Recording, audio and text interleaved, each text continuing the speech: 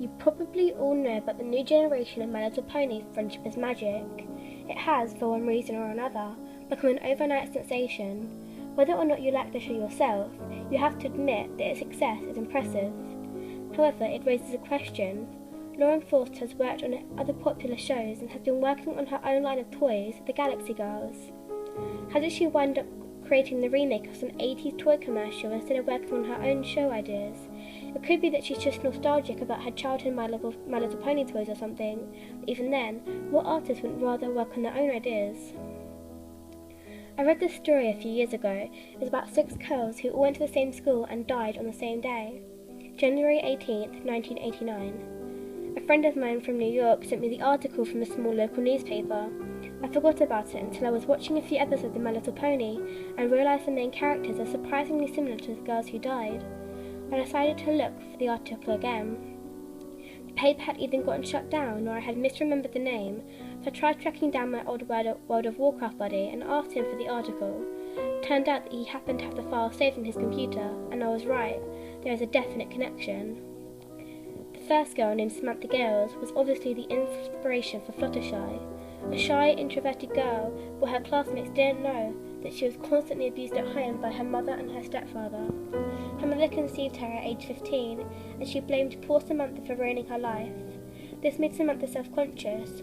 When her stepfather moved in, this made the neglect worsen. Her stepfather never liked having to take care of Samantha, and when her mother was away, he would lock her in the basement and leave her, sometimes for a whole day. Her mother tolerated this, and as she grew, she would hit Samantha for talking out of turn. When her half-sister was born, the abuse only became considerably worse. She would be starved, forced to sleep outside, and sometimes beaten outright. Because she dressed in shabby clothes and had low self-esteem, she was often picked on by other kids at school. Her only friends were animals she would rescue, which her family would make her get rid of. She committed suicide by overdosing on Valium. The second, named Janice Walters, was always one of the popular girls. She was rich, smart, beautiful, and seemed to live a charmed life. However, her parents argued constantly and were only really together for appearances. She was held up to a high standard, which made her a perfectionist. She wanted to be a designer and live in Paris, but her parents wanted her to remain in Carolina and marry a proper man, one of good breeding and high income. For the most part, her parents ignored her. Her parents' only concern was appearing rich and of high social standing. But in reality, her mother married her father because of money, and since he had accumulated so much debt, they had become very poor and they were losing money fast. This is what got her interested in fashion initially. She started making her own fashionable clothes to maintain the appearance of wealth. She died in a car crash. While her mother and father got into another argument over money while he was driving, her neck was snapped upon impact and she died instantly. She was clearly the inspiration for Rarity.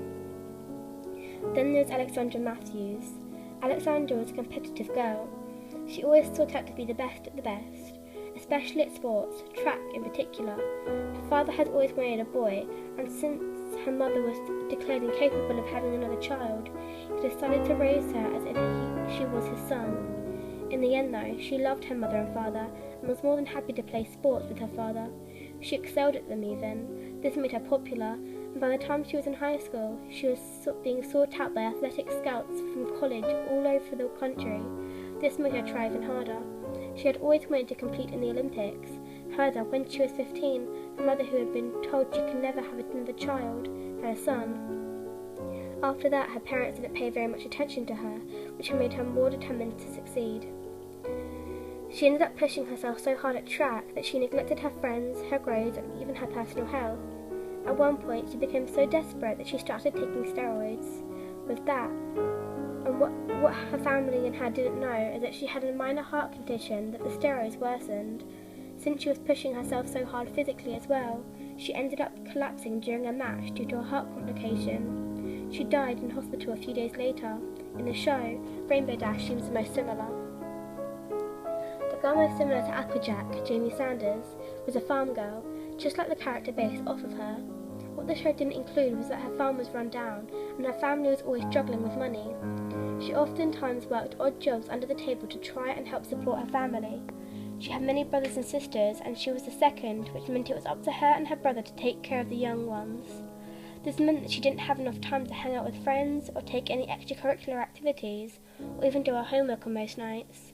She had an aunt, whom her family from Manhattan was based off, who kept offering to send money and support her mother and father, but they were proud and always refused. That is until her father died from a heart attack in 1987.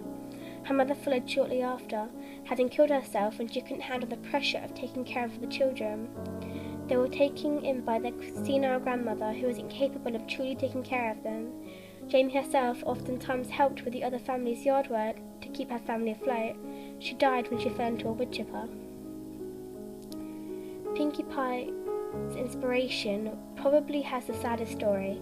Katherine Jackson was a foster child and moved from home to home. Her birth father killed her mother and himself during a fit of rage when she was 5, and she could never quite settle into a home. Some of the foster families would take her in were merely interested in the financial support adopting a child would bring, and would refuse to feed or clothe her. Even when she was in a nice home with a good family, the old memory still haunted her, breaking her fragile sanity into a million pieces.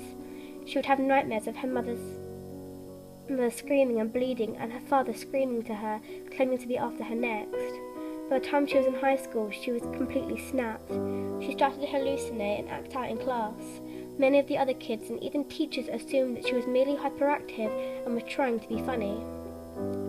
She would oftentimes paint and draw and write about fantastical things and dress in over-the-top clothing.